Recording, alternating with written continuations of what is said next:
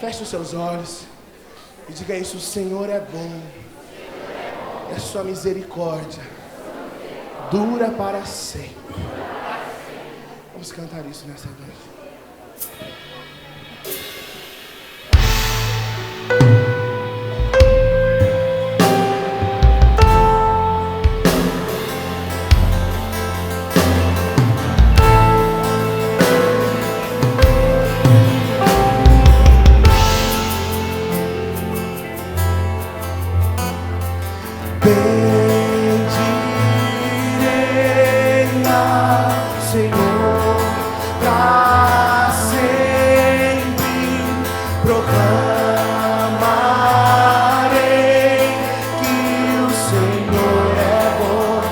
Solta a sua voz e cante isso, diga bem direito.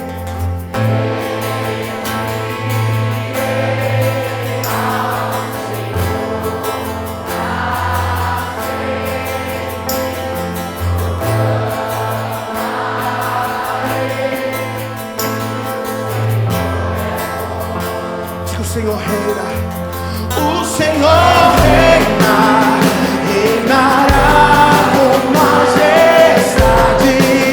Ele reinará sobre nós. O Senhor reina em justiça e em verdade. O Senhor reina, reinará com majestade. O Senhor reina em justiça e em verdade. Pega suas mãos e cante isso. O Senhor é bom.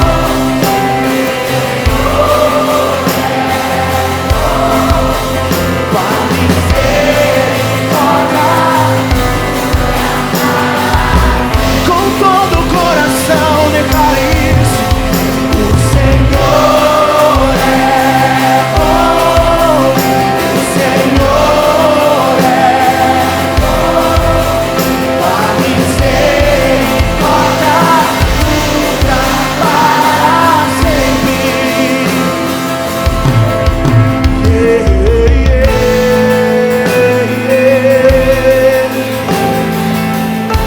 O Senhor é bom.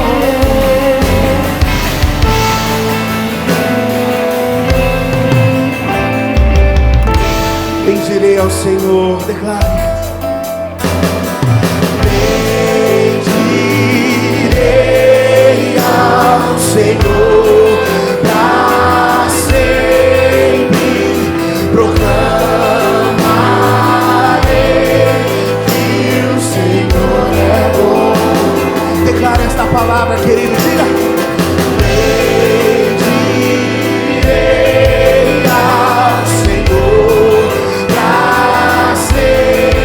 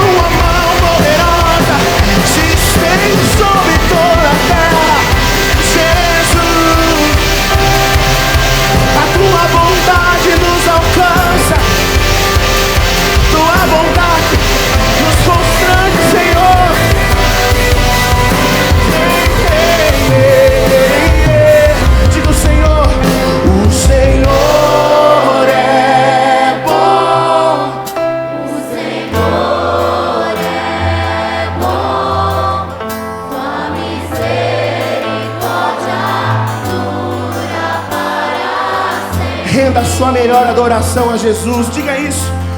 O Senhor é bom. O Senhor é bom.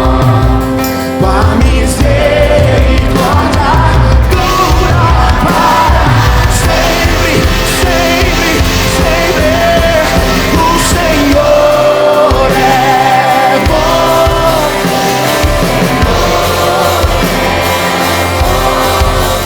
Tua misericórdia dura para sempre. O Senhor é bom. O Senhor é bom. A misericórdia dura para sempre.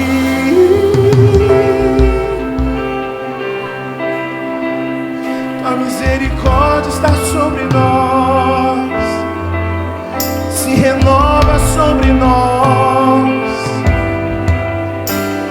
a cada manhã. A tua luz dissipa toda a treva que há em mim. É tua bondade me constrange, me ensina que eu sou teu filho. O Senhor é bom. O Senhor é bom. A misericórdia dura para sempre. O Senhor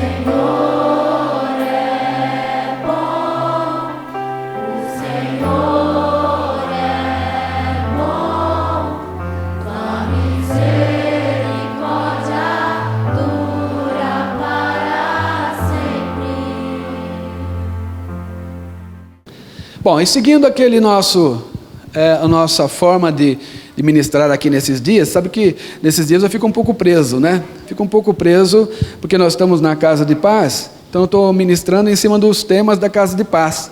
Então acaba que amarra um pouco, prende a gente um pouco dentro desse texto, ou dentro desses temas, né, que nós estamos ministrando. E o tema dessa semana é prosperidade. Quantos querem ser prósperos aqui? Amém. Mas deixa eu perguntar para você sabe o que é prosperidade? O que é prosperidade? Como é que nós consideramos alguém próspero? Primeiro, o mito que tem que cair em nossas vidas é que o próspero não é aquele que é rico. Sabe, as pessoas pensam assim, aquela pessoa lá é muito próspera, olha quanto dinheiro ele tem. Está vendo? Não é? Então, não necessariamente dinheiro é sinônimo de prosperidade. Eu defino muito simples uma pessoa próspera. Para mim, a prosperidade é a ausência de necessidade. Simples assim. É o Senhor suprindo as suas necessidades no decorrer da sua vida. É onde você entrega o seu caminho ao Senhor, confia nele e o mais Ele vai fazer realmente. É onde você busca o reino de Deus em primeiro lugar e as demais coisas vão sendo acrescentadas na tua vida verdadeiramente. E aí você vai se tornando uma pessoa próspera. Não necessariamente rica, mas próspera no Senhor. Não passa pelas necessidades que você vê muitos passando ao seu redor. Muitos sendo assim, até mesmo com dificuldades terríveis no decorrer de suas vidas. Então fala para o teu irmão, prosperidade é ausência de necessidade. Os irmãos entendem isso? Não é? Eu conheço muitos ricos por aí que têm uma vida triste. Interessante, né? Você falar assim, pessoas ricas, pastor, têm a vida triste? São tristes. Lá em Santo André tinha uma pessoa muito rica e ela pulou do 10º andar do prédio lá onde ela morava. Por quê?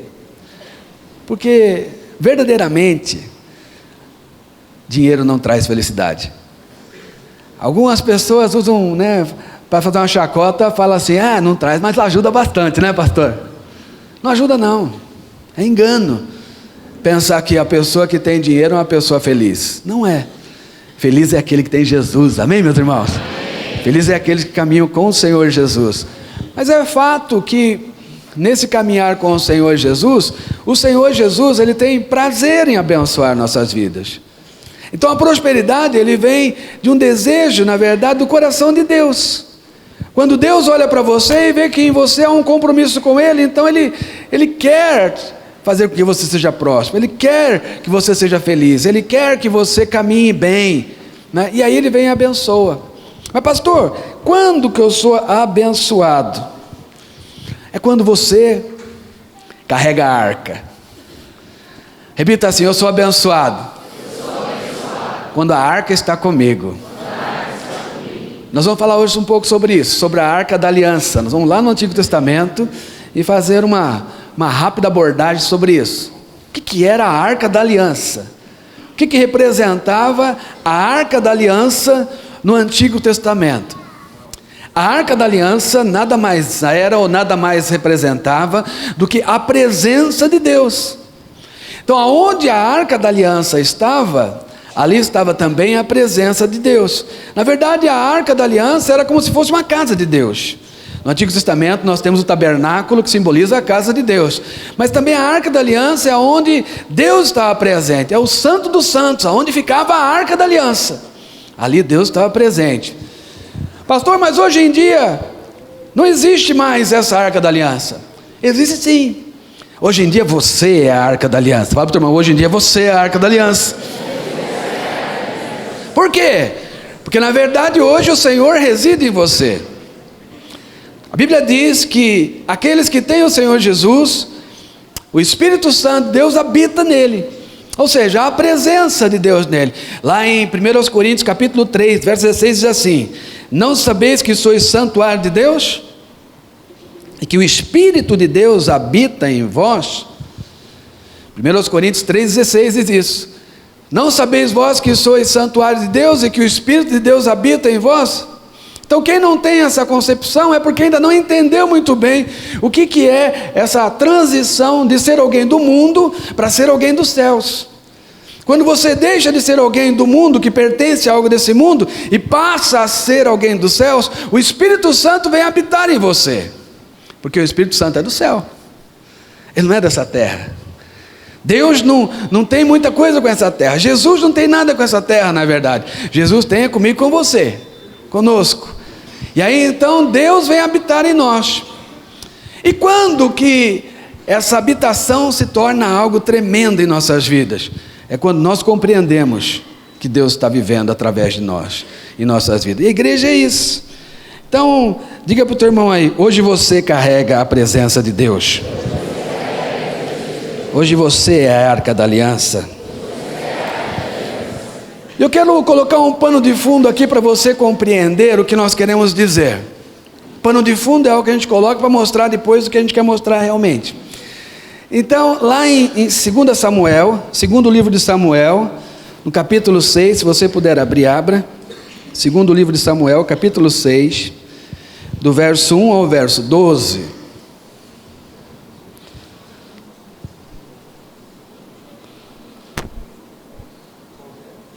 Segundo livro de Samuel, capítulo 6, do verso 1 ao verso 12, nós vemos a história de Davi trazendo a arca da aliança, tirando ela de lá onde ela estava. Deixa eu voltar um pouquinho para você entender melhor.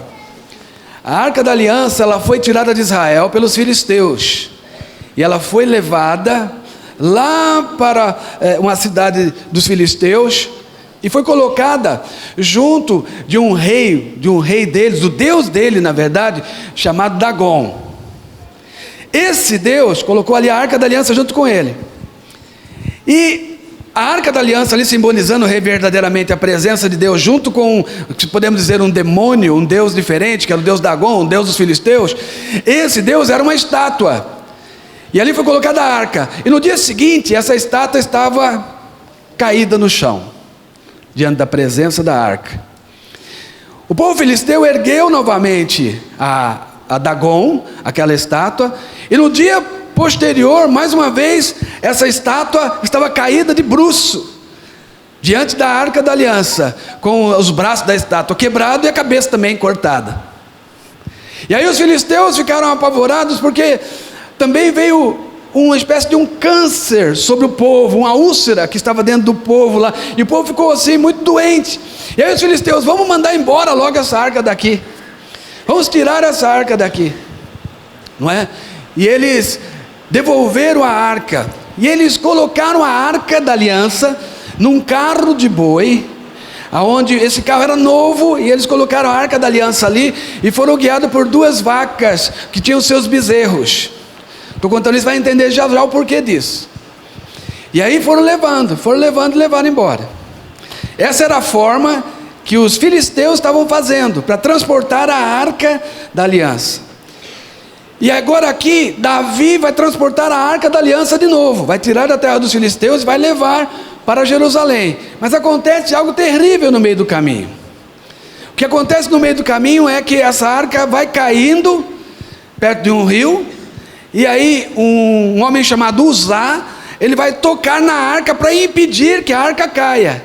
E a hora que ele toca na arca, sabe o que acontece com ele? Morre. No mesmo momento ele morre, instantaneamente. Davi olha para aquilo e fica: mas por que morreu? E Davi então fica com medo de levar a arca para Jerusalém. Mas existia ali perto um sacerdote chamado Obed-edom. E Obed-edom então tomou a arca para si e a levou para a sua casa. E a Bíblia diz que esse homem e a sua família foi tremendamente abençoados. Eles foram abençoados. Vamos ler aqui para você entender. 2 Samuel, capítulo 6, do verso 1 em diante. Olha o que diz. Tornou Davi a juntar todos os escolhidos de Israel em número de 30.000. Dispôs-se com todo o povo que tinha consigo, partiu para Baalá de Judá, para levarem de lá a arca, para levar de lá para cima a arca de Deus, sobre a qual se invoca o nome do Senhor dos Exércitos, que se assenta acima dos querubins. Puseram a arca de Deus num carro novo, presta atenção nisso, num carro novo, e a levaram da casa de Abinadab, que estava no outeiro, e Uzá e Aiô, filhos de Abinadab, guiavam o carro novo. Levaram-no com a arca de Deus da casa de Abinadab, que estava no outeiro, e Aiô ia diante da arca. Davi e toda a casa de Israel alegravam-se perante o Senhor com toda sorte de instrumentos de pau e de faia, com harpas, com saltérios, com tamborins, com pandeiros e com símbolos. Quando chegaram à eira de Nacon, estendeu Uzá a mão à arca e a segurou, porque os bois tropeçaram. Então a ira do Senhor se acendeu contra Uzá, e Deus o feriu ali por esta irreverência, e morreu ali junto à arca de Deus. Desgostou-se Davi, porque o Senhor irrompera contra Uzá, e chamou aquele lugar Pérez Uzá, até o dia de hoje. Temeu Davi ao Senhor naquele dia, e disse: como virá a minha arca do Senhor? Não quis Davi retirar para junto de si a arca do Senhor para a cidade de Davi, mas fez levar à casa de Obed-edom, o geteu. Ficou a arca do Senhor em casa de Obed-edom, o geteu, 3 meses. E o Senhor o abençoou, e a toda a sua casa. Então avisaram a Davi, dizendo: o Senhor abençoou a casa de Obed-edom, e tudo quanto tem, por amor da arca de Deus.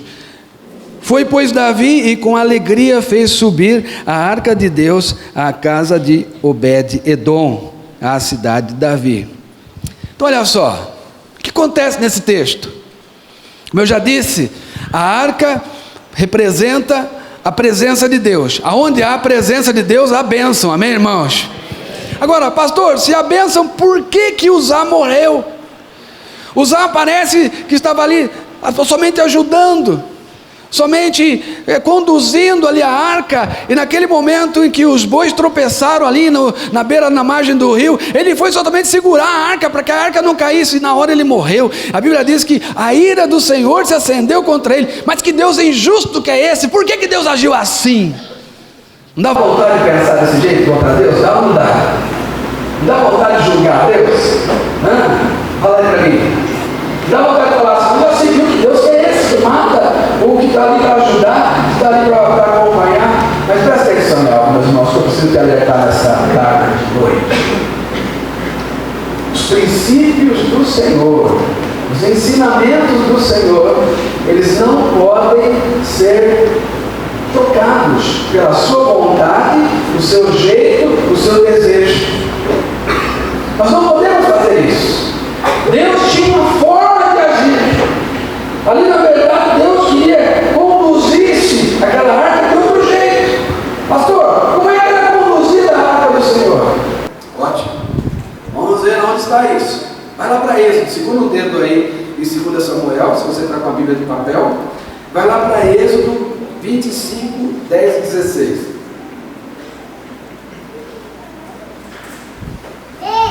Não irrompa contra os princípios do Senhor, que você vai se dar mal.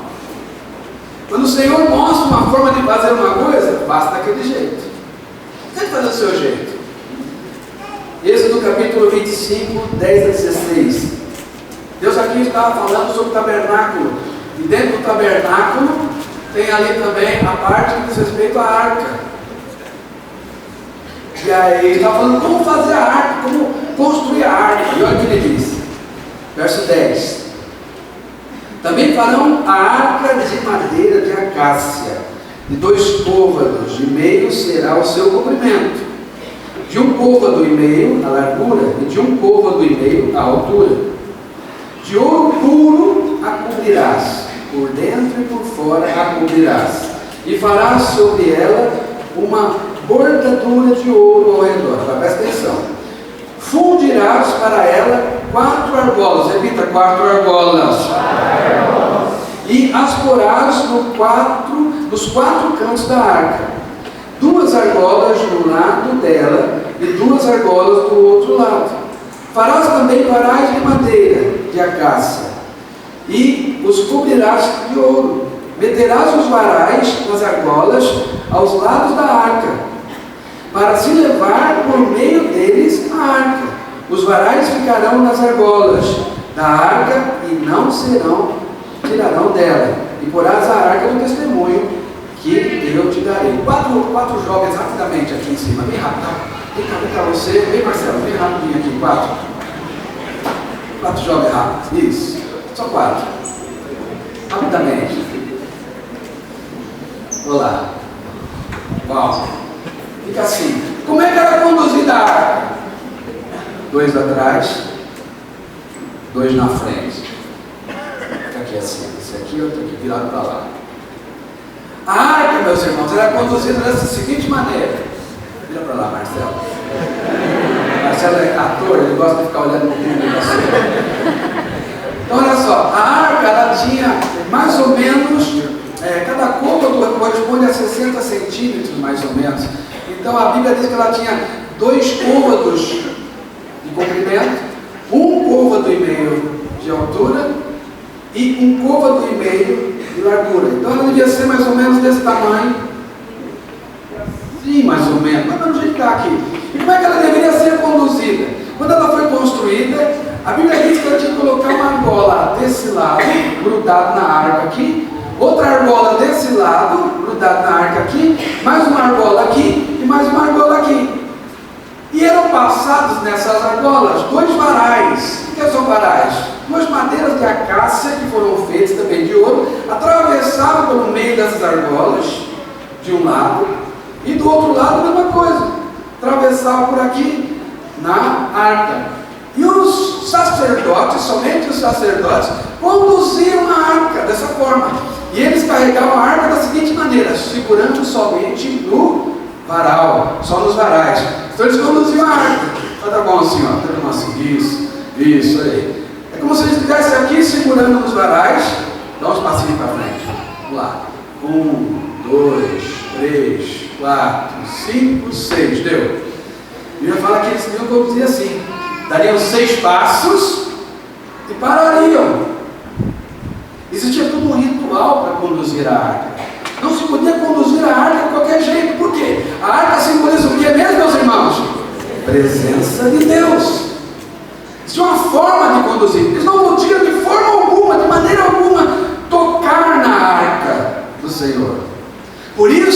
tinha que estar os varais ali.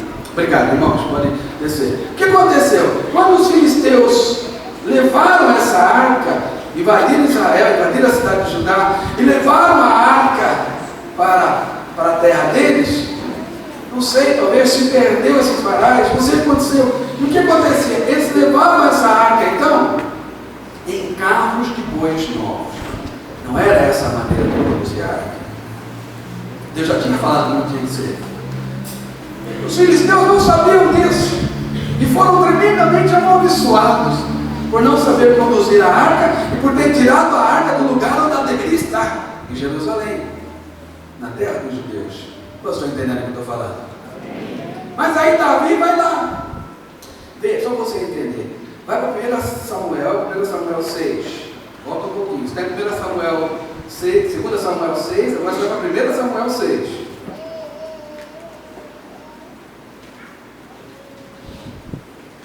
Olha como os filisteus faziam. 1 Samuel 6 agora, no verso 7. Eles estavam conduzindo a arca, tirando a arca da terra deles. 1 Samuel 6. E olha o que diz aqui. Agora, pois, fazei um carro novo. Essa era a maneira deles fazer. Os filisteus, mas os filisteus, a arca nem era deles, na verdade. Eles tinham roubado a arca, na verdade, quando atacaram Jerusalém. E levaram a arca para a terra deles. Agora ele vai falar assim, ó, coloca dentro de um carro novo, tomai 2 vacas com crias, sobre as quais não se pôs ainda jugo, e atalha no carro, para lá. O jeito deles fazerem.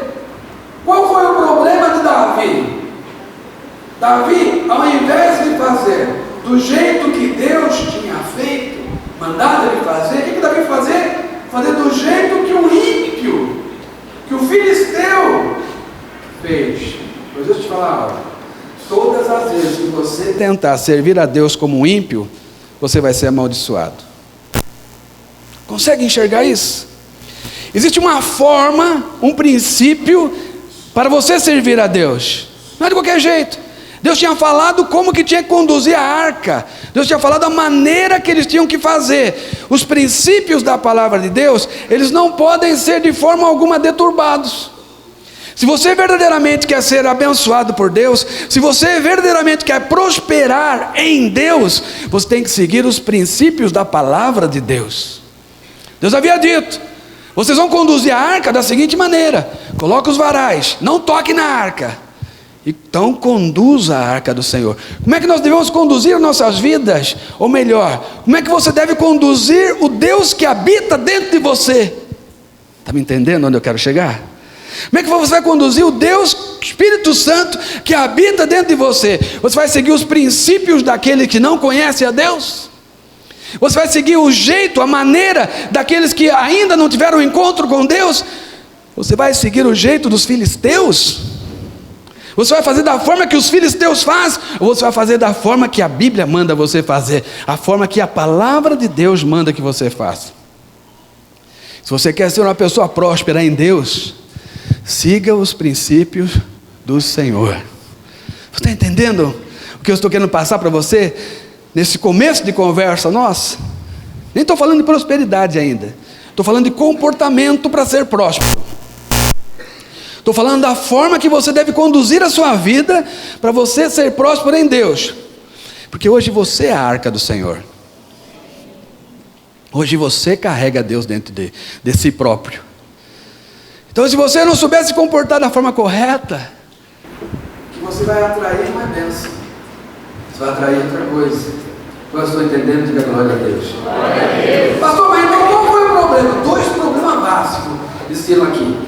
Os israelitas desprezaram a orientação de Deus e como deveriam transportar a arca. Esse é o primeiro problema. Desprezaram o que Deus tinha falado lá em Êxodo 25:10. E qual foi o segundo problema, pastor? Pior ainda, eles imitaram a forma que os filisteus transportaram a arca. Ignoraram os princípios da palavra e pior, imitaram a forma dos filisteus transportarem a arca do Senhor. Sabe, nesses dias nós temos que ficar atentos a essas coisas, porque as coisas são muito sutis. Aí você fala assim: não, pastor, mas eu carrego a arca da forma correta. Ah, é? Você carrega a arca da forma correta. Quantos não estão aqui hoje porque talvez estejam num lugarzinho chamado FAP? É FAP? Está carregando a arca da forma correta, trocando os princípios. Ao invés de levar Deus em primeiro lugar, buscar em primeiro lugar as coisas do Senhor, vai buscar outras coisas. Como é que chama isso? Como é que nós estamos carregando a arca? Como é que nós estamos carregando o nosso Deus que está dentro de nós? Hoje nós somos a representação viva de Deus na terra. Não pense que Deus vai se expressar através de outra coisa que não seja a igreja dele. Não, Deus só vai se expressar através da igreja. Fala para o teu irmão, Deus vai se expressar através de você. Fala para ele, você é a igreja. Nós somos a igreja do Senhor. Então como imaginar que Deus não vai fazer, ou vai fazer algo através de outras pessoas? Não, não funciona assim. Deus vai fazer através de nós. Então todas as vezes que conhecemos, ou melhor, todas as vezes que escolhemos imitar a forma do mundo, no que diz respeito a seguir a Deus, sabe que o mundo tem um jeito de seguir a Deus? Tem ou não tem? O mundo tem um jeito de seguir a Deus, mas qual que é o jeito do mundo seguir a Deus? Não é o jeito certo, porque o jeito certo, irmão, olha para cá, é através da palavra de Deus. Quantos concordam com isso? Pode dizer amém? Mas o mundo também tem um jeito de seguir a Deus. Pergunta aí fora se as pessoas acreditam em Deus ou não. Você acredita em Deus? O pessoal fala o que para você? Claro que eu acredito. Você tem fé em Deus? Tenho fé em Deus. Como é que você segue Deus? Eu cumpro minha obrigação, depois eu fico para gandaia. Eu cumpro minha obrigação lá naquele cultinho, ou naquela missa, e depois vou curtir a vida. Esse é o jeito que o mundo segue a Deus, que a religião ensinou ele a seguir. Mas espera aí, isso tem a ver com os princípios da palavra de Deus? Isso tem a ver com o que está na palavra de Deus? Não, é só o jeito deles, adaptação. Adaptar a coisa de acordo com a minha vontade. Qual foi o problema de Davi? Davi olhou aquilo e falou assim, já que os filisteus transportaram a arca no carro de boi, vamos fazer a mesma coisa. Vamos fazer igual os filisteus fizeram. Vamos colocar a arca também em cima do carro de boi. Aí colocaram a arca em cima do carro de boi. Estava tudo bem. Até que o boi tropeçou. Toda vez que você colocar a arca em cima do carro de boi, o boi vai tropeçar. É inevitável. Em algum momento ele vai tropeçar. E aí o que você vai fazer? Uzá foi lá colocar a mão. Peraí, vamos segurar aqui.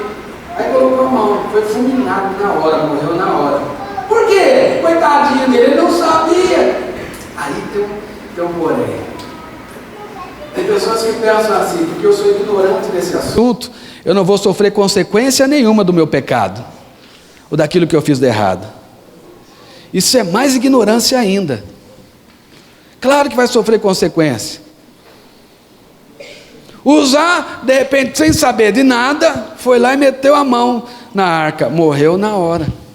Quem foi o culpado disso? Foi só Uzá? Não, foi Davi também. Por que Davi foi o culpado? Porque Davi deveria saber a maneira correta de transportar a arca. Estava lá nas escrituras, estava lá na lei, estava lá atrás. Deus tinha falado a forma, você vai fazer assim, não faça de outro jeito. Aqui o que regia no Antigo Testamento? A lei, meus irmãos. Não tinha nada de graça aqui não. O que regia aqui era a lei. Davi tinha que saber a lei. Tinha que ter decifrado certa coisa, mas ele não fez isso. Ele optou, escolheu fazer da forma que o ímpio fez. Se você escolher fazer da forma que o ímpio faz, você vai quebrar a cara. Não, pastor, mas eles vão lá na FAP e se divertem. Eles são ímpios, não conhecem os princípios da palavra, mas você conhece. E Deus não vai te ter por ignorante nisso. Não seja tolo. Não imagine que Deus vai te ter por ignorante. Não, você já sabe como tem que fazer. O pior é aquele que erra assim. O pior não é aquele que erra como Uzá errou. O pior é Davi. Você é Davi. Uzá simboliza aquele que é ignorante, mas você não. Você já tem o conhecimento da palavra. Então quando você tem o conhecimento da palavra e você escolhe errado, aí você está com um problema sério. O que aconteceu com Davi, pastor? Davi ficou com medo. Como é que eu vou levar essa arca lá para a cidade de Davi agora? Não posso levar. Porque olha o que aconteceu com Uzá. Se eu levar lá para a minha cidade, eu vou quebrar a cara. Como é que a gente faz então? Não, leva lá para a casa do sacerdote Obed-Edom. Lá vai ficar bom, deixa lá por enquanto. E aí, levou a arca para a casa de Obed-edom. Mas o que aconteceu quando a arca chegou na casa de Obed-edom? Foi amaldiçoada a casa de Obed-edom? O que aconteceu? Bênção. A Bíblia diz que ele foi próspero. Deus abençoou demais. Por quê? Porque Obed-edom sabia como conduzir a arca. Pergunta ao teu irmão, você já aprendeu a conduzir a arca? Fala para ele, hoje é o dia de você aprender a conduzir a arca. Como nós transportamos a arca do Senhor? Como nós levamos a presença do Senhor? Sabe, bom, isso tudo posto, que é o meu pano de fundo, agora nós vamos entender como prosperar em Deus. Como nós vamos prosperar em Deus? Como nós vamos prosperar Quantos querem ser prósperos aqui em Deus?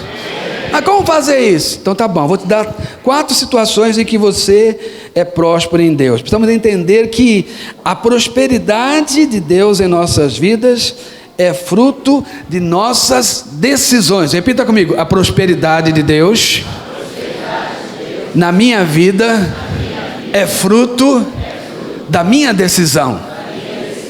Olha só o que acontece aqui nesse texto. Lá de 2 Samuel 6, do verso 10, assim: não quis Davi tirar de junto de si a arca do Senhor para a cidade de Davi, mas fez levar a arca à casa de Obed-edom o geteu. O que aconteceu quando Davi falou assim? Olha para mim. Quando Davi falou assim, não vou levar a arca do Senhor lá para a cidade de Davi, não. Leva essa arca para a casa de Obed-edom. O que aconteceu com Davi? Ele escolheu fazer isso, mas o que aconteceu com ele? Ele perdeu a bênção. Era para a cidade de Davi ser abençoado, mas quando ele escolheu se afastar da arca, ele perdeu a bênção do Senhor. Todas as vezes que você escolhe se afastar da presença do Senhor, você perde a bênção de Deus na sua vida. Pastor, eu não quero me afastar da presença do Senhor. Se afasta sim. Eu vou te falar, quando você se afasta da presença do Senhor, da arca do Senhor, é quando você se envereda pelas coisas do mundo. É quando você se atrai por um jovenzinho bonito que não quer nada com Deus, com uma moça legal que não quer nada com Deus. Aí você se afasta da presença de Deus sim. Sabe quem escolheu isso? Você. Você escolheu. E aí você fala assim, mas não sei o que está acontecendo comigo. Você se afastou da presença de Deus. Você se afastou da arca do Senhor. Quantos estão entendendo o que eu estou falando aqui? Amém. Mas aí, Obed-edom recebeu a arca na sua casa. E aí a coisa ali na casa de Obed-edom começou a fluir. A coisa foi bênção ali, não é? Então, aquele que recebe é abençoado, mas aquele que se afasta, perde a bênção. Fala para o teu irmão, não se afaste da presença de Deus nunca. O que tinha assustado Davi? Davi olhou para Uzá, falou, nossa, Uzá morreu. Se eu levar essa arca lá e não souber manuseá-la direitinho, eu vou morrer também, eu não quero morrer não. Mas Uzá trouxe para si essa bênção. Sabe, você transporta essa bênção, mas você também pode se afastar dessa bênção. A bênção de Deus pode ser uma verdade na sua vida, pode ser uma mentira na sua vida. A prosperidade do Senhor pode vir sobre a sua vida, como pode não vir também. Na vida de Josué, como é que foi isso? Josué escolheu também, mas ele escolheu o quê? Ele escolheu permanecer na bênção do Senhor. Abra sua Bíblia aí, em Josué, capítulo 24, verso 15. Josué 24, verso 15. Olha o que diz. Depois da conquista de Jericó, depois da conquista de todo o território que Deus tinha para eles, ao final já ali, quando Josué já estava para deixar o povo mais por si mesmos, caminhar ali nas suas terras, olha o que Josué fala, como é poderoso isso. Josué diz assim, porém, se vos parecer mal servir a Deus, escolhei. Fala para o teu irmão, tudo depende da sua escolha. Fala para o outro irmão, ninguém vai escolher por você, é só você mesmo. Josué diz o seguinte, para o povo dele, escolhei hoje a quem sirvais, se aos deuses a quem serviram vossos pais, que estavam da além do Eufrates? Ou aos deuses dos amorreus, em cuja terra habitais? Eu e minha casa serviremos ao Senhor. Isso não é poderoso? Posicionamento.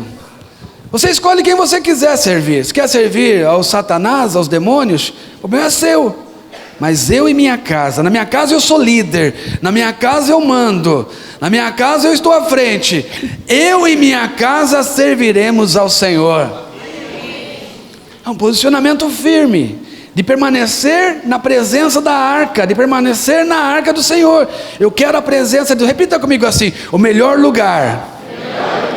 Mais alto: o melhor lugar para eu estar é na presença do Senhor. Não existe outro lugar melhor do que esse. É onde o Senhor está. Você pode escolher, mas o salmista escolheu permanecer um dia na presença dele do que 1000 longe. É melhor estar na presença do Deus eterno do que longe dele. Aleluia. A segunda coisa que precisamos aprender aqui nesse texto, se é que queremos ser prósperos, é que a prosperidade depende de levarmos as coisas de Deus a sério. Não basta simplesmente escolher, mas tem que levar a sério as coisas de Deus. Não brinque com as coisas de Deus. Isso é muito forte. Não brinque com os princípios da palavra de Deus. Aqui em 2 Samuel 6:11 diz assim: ficou a arca do Senhor em casa de Obed-edom o geteu 3 meses, e o Senhor o abençoou, e a toda a sua casa. Existem pessoas que falam assim: pastor, eu quero ser abençoado, mas cadê a presença de Deus na tua vida? Cadê a arca do Senhor na tua vida? Não, mas eu quero ser abençoado. Você nunca será abençoado sem Deus. Você nunca será abençoado sem a presença do Senhor. Não, mas eu quero também que meus filhos sejam abençoados. A sua casa também não vai ser abençoada se você não se posicionar firme no Senhor. Obed-edom o geteu, o que ele fez? Ele levou a presença de Deus para a casa dele. E a Bíblia diz que ele e a casa dele foram tremendamente abençoados. Prosperaram. O filho prosperou, a esposa prosperou, os netos prosperaram, se é que ele tinha neto, a família toda prosperou, a casa foi abençoada, todos os que estavam ao redor dele foram abençoados. Sabe por quê? Porque a presença de Deus estava ali. A arca do Senhor estava ali. O poder de Deus estava naquele lugar. Sabe, prosperidade em Deus depende disso. Depende de Deus estar aonde você está, e você está aonde está Deus. É ali que você vai ser abençoado poderosamente. Salmista no Salmo 128, versos de 1 a 4 diz assim: bem-aventurado aquele que teme ao Senhor e anda nos seus caminhos. Do trabalho das tuas mãos comerás, feliz serás, e tudo te irá bem. Tua esposa no interior da tua casa será como videira frutífera, teus filhos como rebentos da oliveira, à roda da tua mesa. E eis como será abençoado o homem que teme ao Senhor. Se você voltar um pouquinho no Salmo 127, no verso 1 e 2, diz o seguinte: se o Senhor não edificar a casa, em vão trabalham os que a edificam. Se o Senhor não guardar a cidade, em vão vigia a sentinela. Inútil, repita, inútil. Olha o que diz o salmista: inútil vos será levantar de madrugada, repousar tarde, comer o pão que penosamente granjeastes. Sabe o que o salmista está falando? É inútil você levantar de madrugada, trabalhar, rachar de trabalhar. Se o Senhor não estiver edificando a casa, é inútil fazer tudo isso. O que o salmista está falando? A presença do Senhor tem que estar na tua casa. Você tem que chamar isso para a sua casa, para a sua vida e para a sua casa. Foi exatamente o que fez Obed-edom. Por que isso é tão importante em nossos dias? Porque é isso que você vai falar lá para o filho da paz. Quando o filho da paz te recebeu lá na casa dele, sabe o que ele fez? Ele permitiu que a arca do Senhor entrasse na casa dele. Ele permitiu que os filhos de Deus estivessem na casa dele. Ele permitiu que a presença de Deus estivesse ali. Aí você vai falar para ele: você vai ser tremendamente abençoado nesses dias. Sabe por quê? Porque a presença de Deus está na sua casa. E você vai proclamar isso, vai profetizar isso lá na casa dele. Mas não se limite a isto. Profetize também na sua casa. Lá onde você está, no meio da sua família. Diga para a sua família: aqui, eu e minha casa, nós vamos servir ao Senhor. A presença do Senhor vai estar aqui. Nenhum mal vai chegar nessa tenda aqui, porque a presença do Senhor está em nosso meio. A presença de Deus é real nesse lugar. Por isso o diabo não toca, os demônios não entram, porque aqui está a presença de Deus. E nós prosperaremos muito. Tanto eu como toda a minha descendência irá prosperar, porque o Deus Todo-Poderoso habita nesta casa. Está entendendo? Está entendendo o princípio da prosperidade? Como prosperar? Não existe prosperidade sem a presença de Deus. Não existe prosperidade sem o poder de Deus, sem a unção de Deus, sem o manifestar da glória de Deus. Deus quer manifestar, mas o que eu tenho que fazer? Mantenha a arca na sua casa. Mantenha a presença de Deus viva na sua vida. Sabe, não olhe para a direita nem para a esquerda. Fique firme. Não interessa se os outros vão para a FAP. Você vai ficar firme no Senhor. Aleluia. Mas pastor, foram ver a Anitta lá. Deixa ver a Anitta, irmão. Ore por eles. Presta atenção no que eu estou te falando. Ore por aquele que é fraco na fé, mas não pratique o que eles praticam. Não carregue a arca da aliança da forma que eles carregam. Uma hora tá, uma hora não está. Uma hora eu quero, uma hora outra hora eu não quero. Não brinque com as coisas de Deus, porque Deus quer te prosperar. Mas se você carrega a arca de Deus inadequadamente, de forma errada, vocês viram como que é para carregar, mas se carrega de forma errada, o que acontece? A bênção não vem sobre a sua vida, ao contrário. Sabe o que acontece, meus irmãos? A pior coisa que tem não é o crente cometer um pecado de vez em quando. A pior coisa que tem é a mistura na vida do crente. Está ouvindo? É quando ele vive a hipocrisia. É quando ele acha que pode ver de qualquer jeito. Não é assim que funciona. Os princípios da palavra de Deus existem para ser cumpridos. Inútil você granjear o pão que penosamente trabalhasse. Inútil. Levantar de madrugada, repousar tarde, comer o pão. É inútil. Por quê? Se a presença do Senhor não estiver ali. Se o Senhor não estiver edificando a casa, é inútil. Quem que está edificando a tua casa? É o Senhor ou quem é que é? Terceira coisa que precisamos entender aqui para que a prosperidade de Deus esteja conosco. A prosperidade depende de se vamos ou não aproveitar a oportunidade de mudar a história de nossa vida e da nossa família. A oportunidade vai vir. E aí você vai escolher. A oportunidade, a chance, ela sempre vem. Veio para Davi. Davi ficou com medo. E empurrou para Uzá. Deixa na casa de Uzá. Uzá não rejeitou. Uzá trouxe a presença de Deus para a casa dele. 3 meses de bênção, ao ponto das pessoas olharem e falar assim: nossa, Deus está abençoando demais a casa de Uzá. A presença de Deus é tão poderosa que está multiplicando coisas. O poder de Deus está manifesto ali. Uzá lá está todo feliz. Enquanto Davi estava lá triste, Uzá não, Obed-Edom, perdão, né? Obed-Edom estava tão feliz. Uzá estava morto, triste. Mas Obed-Edom estava feliz da vida. Por quê? Porque a presença de Deus estava ali. Você está feliz ou está triste? Amém. A felicidade só existe onde está a presença do Senhor. Amém. Onde tem vida de Deus. Aleluia. Chama a vida de Deus para você, meu irmão. Fala assim: eu quero a vida de Deus na minha vida. Chama mais alto, fala assim: eu quero a presença de Deus na minha vida. Eu nunca vou deixar sair a presença de Deus da minha vida. Eu vou carregar a arca do Senhor. Na verdade, você é a arca do Senhor. A presença de Deus está dentro de você.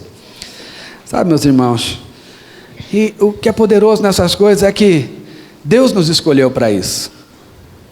O Senhor nos escolheu, mas nós também precisamos escolher. A nossa parte, na verdade, é falar: eu quero também. A Bíblia fala: não foste vós que me escolhesse, mas eu vos escolhi a vós outros, para que vades e deis fruto. Então Jesus te escolheu, mas você precisa falar: eu também quero escolher Deus, eu quero recebê-lo na minha vida. e nunca mais vou deixá-lo, vou caminhar com Ele para sempre. Aleluia. A quarta coisa que precisamos entender é que a nossa prosperidade depende tão somente de permanecermos ou sairmos de Deus, da presença dEle. Só disso.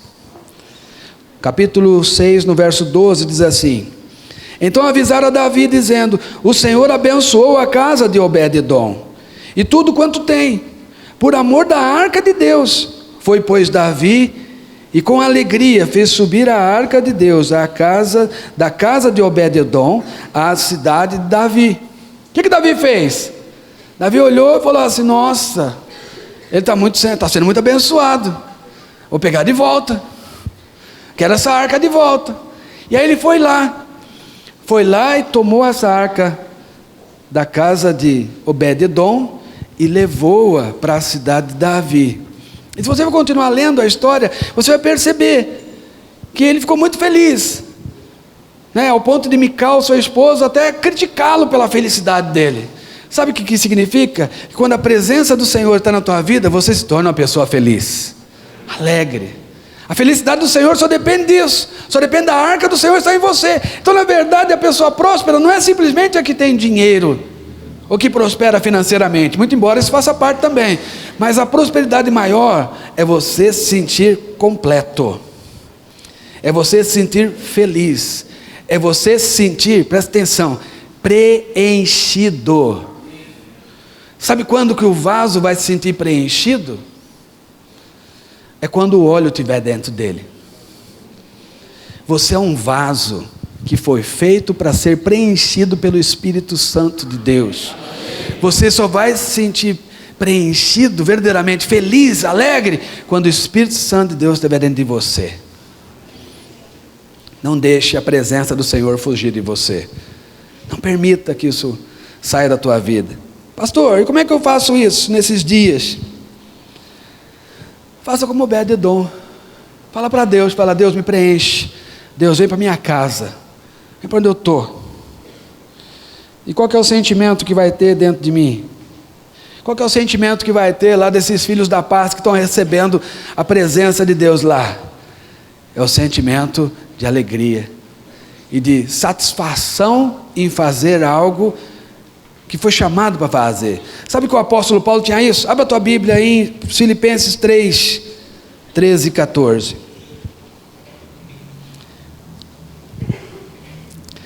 O apóstolo Paulo também aproveitou a oportunidade, não deixou a chance passar. Eu tenho falado muito do apóstolo Paulo nesses dias. Sabe que Paulo, antes de ser Paulo, ele era Saulo. E ele achava que fazia o que era certo. Para ele, perseguir cristão era a coisa mais certa do mundo, porque ele achava que o cristão era uma seita. E ele, como judeu, perseguia os cristãos. Mas um dia ele teve um encontro com o Senhor. Um dia ele percebeu que ele estava errado. E o Senhor mostrou para ele que ele estava errado.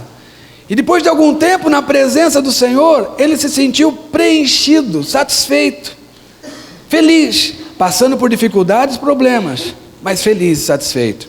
E olha o que ele diz, Filipenses 3, 13 e 14, diz assim: irmãos, quanto a mim, não julgo havê-lo alcançado, mas uma coisa faço, esquecendo-me das coisas que para trás ficam, e avançando para as que diante de mim estão, prossigo para o alvo, para o prêmio da soberana vocação de Deus em Cristo Jesus.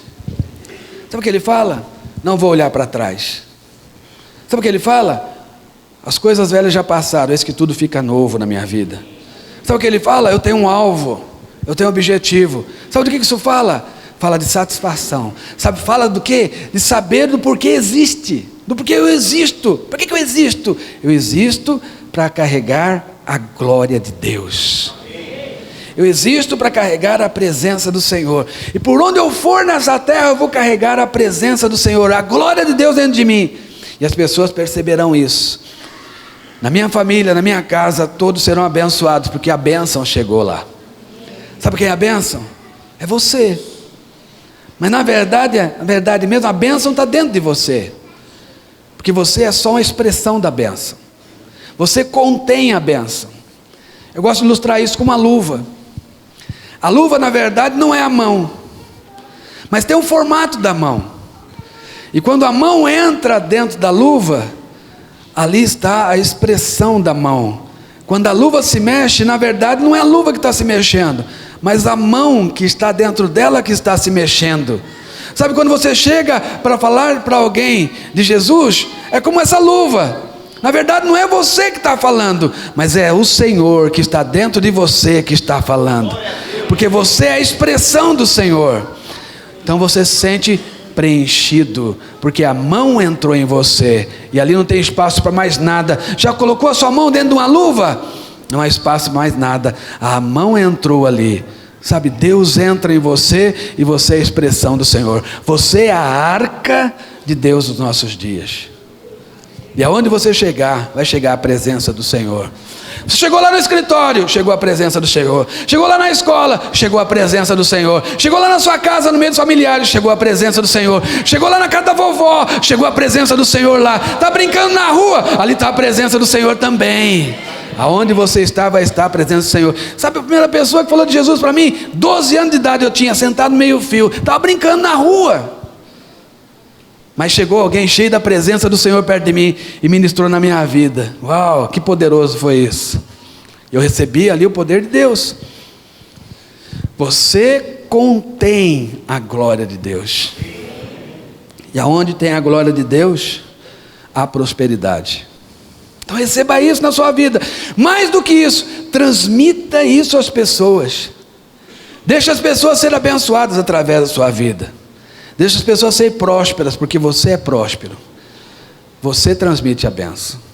Nós somos aqueles que conduzem a bênção. Quantos querem conduzir a bênção aqui? Pastor, então o que eu tenho que fazer? Muito simples. A prosperidade depende de você não ficar olhando como os outros fazem, mas seguir os princípios da palavra de Deus. Fazer o que Deus manda fazer. Da forma como Deus manda carregar a arca, assim você carregue a arca do Senhor. Ele está aí dentro, carregue da forma certa. Amém, meus irmãos? Quantos querem ser prósperos aqui? Amém. Só você que quer ser próspero, fique de pé, eu quero orar por você.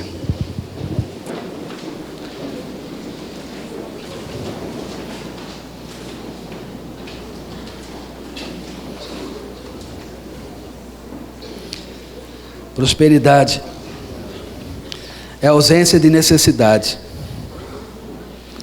Prosperidade é ser preenchido pelo Senhor. Isso é prosperidade. É estar cheio da presença de Deus. Quando você é cheio da presença de Deus, não há espaço nem para você dentro de você. Está ouvindo? Quando você é cheio da presença de Deus, não há espaço nem para você dentro de você. Agora, quando não é cheio da presença de Deus, além de você estar lá preenchendo, aí tem opiniões de outros, de alguns filisteus, que vão falar para você como carregar a arca do Senhor. Não ouça a voz de filisteus. Filisteus não são de Deus. Somente aqueles que são do Senhor sabem como carregar a arca do Senhor, e serão prósperos nesses dias. Aleluia. Hoje existe uma oportunidade para que todas as pessoas que estão participando das nossas casas de paz continuem a carregar a arca do Senhor. E você que está lá, você é um portador dessa mensagem. E você vai falar para essas pessoas. Estamos chegando no final, na reta final das casas de paz. E você vai falar para elas: escuta, você quer continuar carregando a arca do Senhor? Você quer continuar sendo próspero? Você quer continuar avançando e conquistando aquilo para o qual você foi conquistado? Você quer continuar olhando para frente e deixar as coisas que para trás ficam? Porque as pessoas vão falar: nossa, na minha vida está tudo errado. Você vai falar para ela: olha para frente, não olhe para trás. Coloque o seu alvo no futuro. Deus te chamou para algo. Enxergue o Senhor na tua vida. Enxergue a presença de Deus dentro de você. E Deus vai estar te conduzindo em vitória. Deus vai estar conduzindo para você conquistar. Você vai ser próspero se você olhar para frente. Fica olhando para trás, não, filho. Pastor, quando que é o atrás? Ontem. Ontem é o atrás. Talvez alguém jogou uma palavra maldição na sua vida ontem.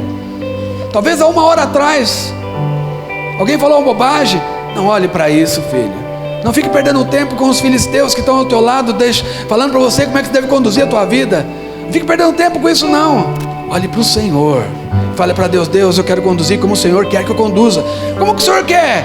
Simples, coloca uma haste no meio. Existe uma forma, existe uma maneira de conduzir a arca do Senhor. Existe uma maneira de você conduzir a sua vida. Você não pode conduzir a sua vida do jeito que você quer. Aqueles que são lá da casa de paz também não podem. Só que eles não sabem ainda, estão dependendo de você falar isso para ele.